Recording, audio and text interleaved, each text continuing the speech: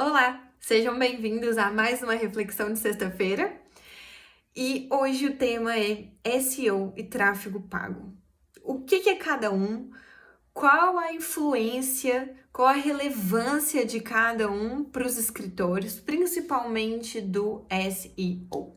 Se você não sabe ainda o que é SEO, você pode ir no nosso post anterior. Lá a gente coloca uma definição bem simples, mas que é a que melhor sintetiza, né, tudo que a gente vai falar aqui um pouquinho agora. Então é o seguinte, SEO basicamente é um conjunto de técnicas que visa otimizar a performance dos conteúdos que vocês colocam nos sites, né? Então, blog posts principalmente.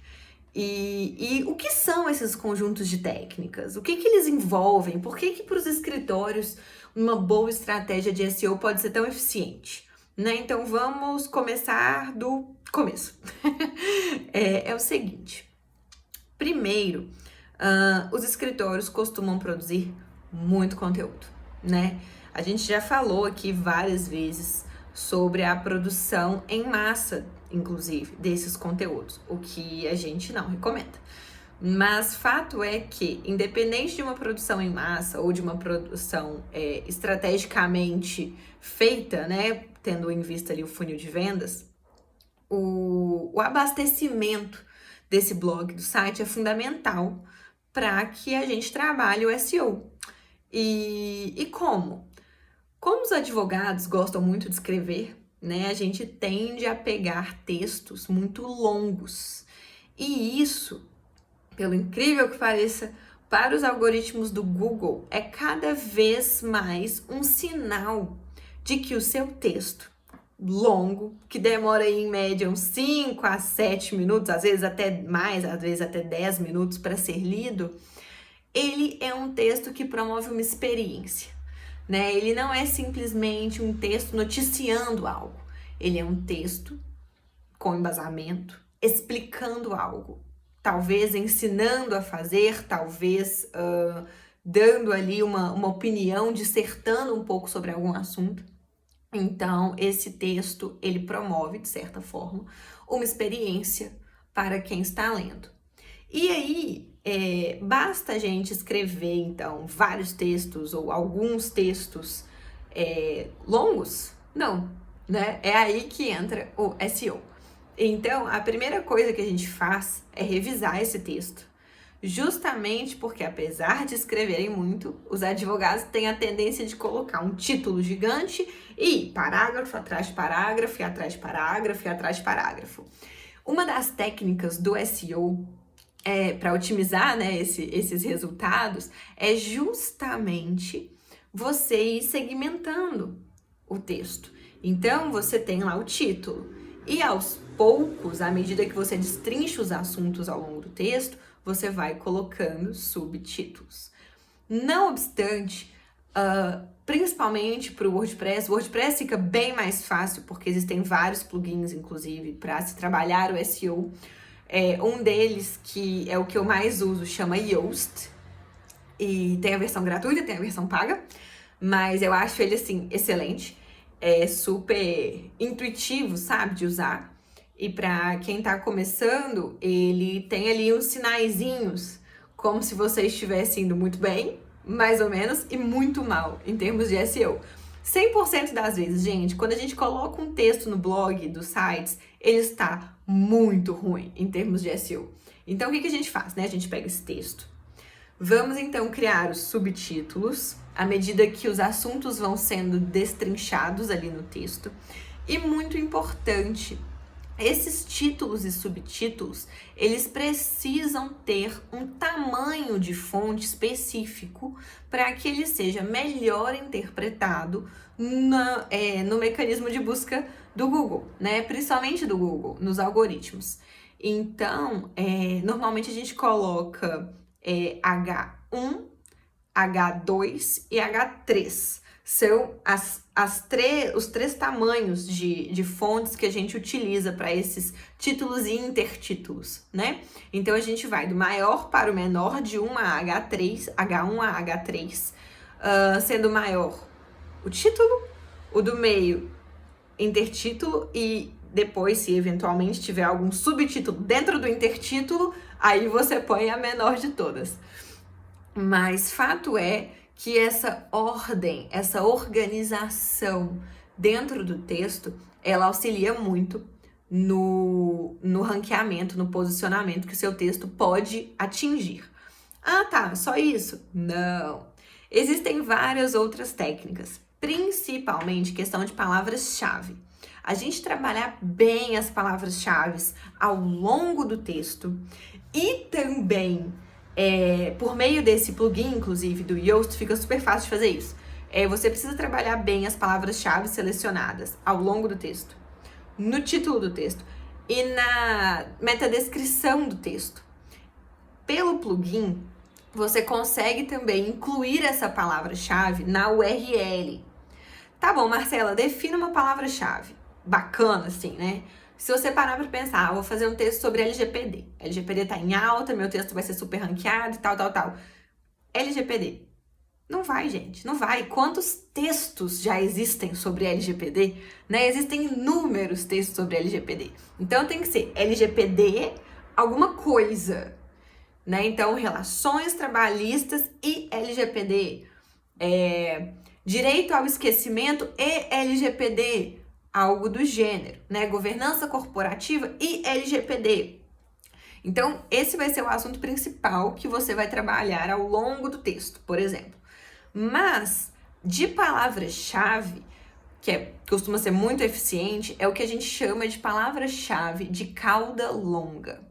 Ou seja, ao invés de você colocar simplesmente governança corporativa e LGPD, você coloca algo mais, algo ali que vai segmentar bastante seu público, né? Então, por exemplo, governança corporativa e LGPD, indústria, para alguma indústria específica do mercado.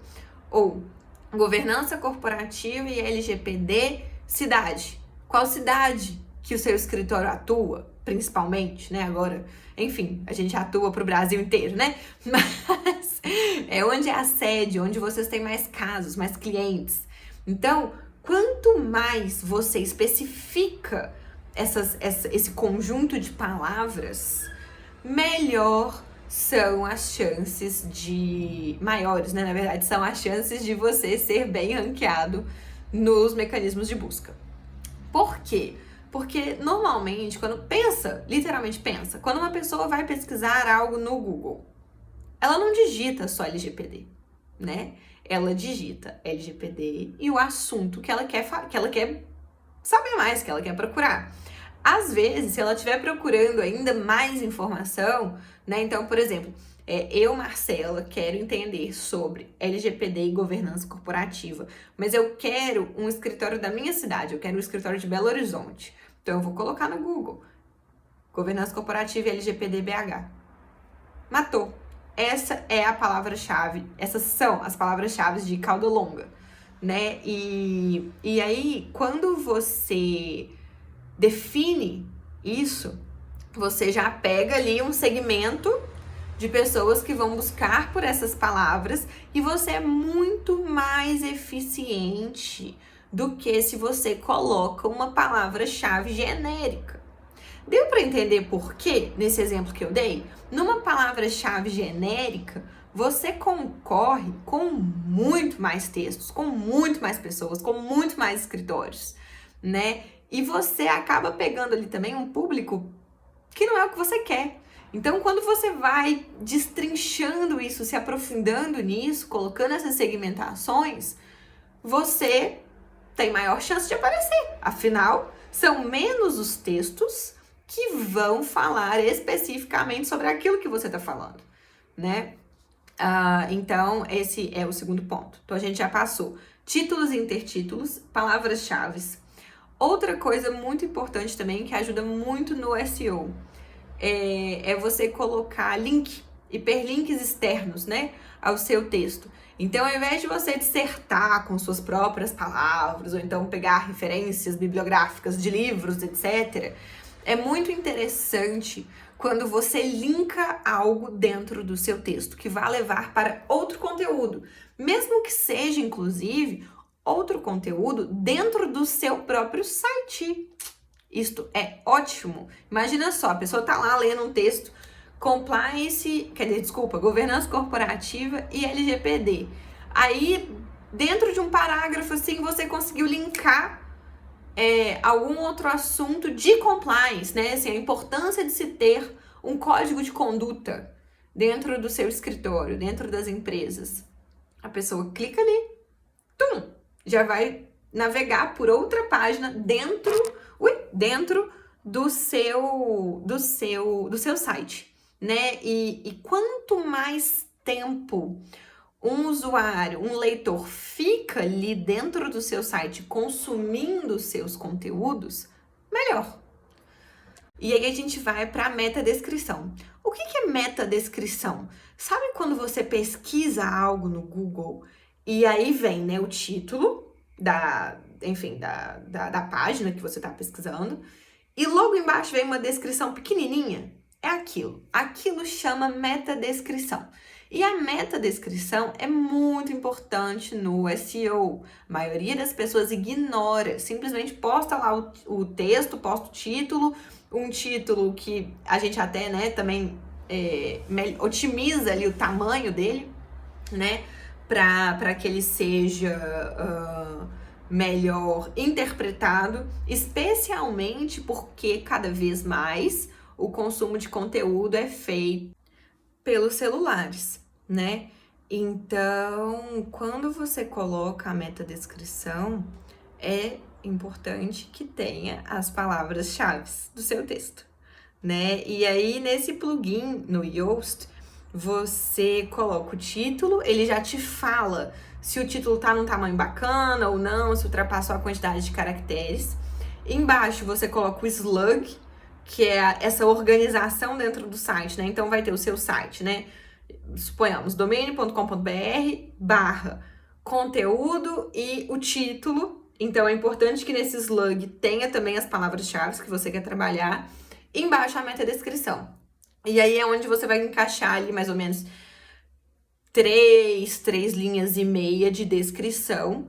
E que as palavras-chave também precisam aparecer, tá?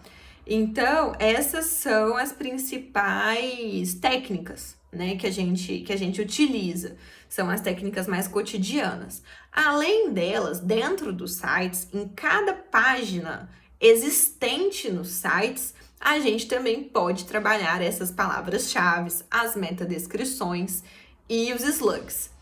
Quanto mais organizado isso estiver, indo em direção a essa palavra-chave, essas palavras-chave escolhidas, melhor seu site será ranqueado, né?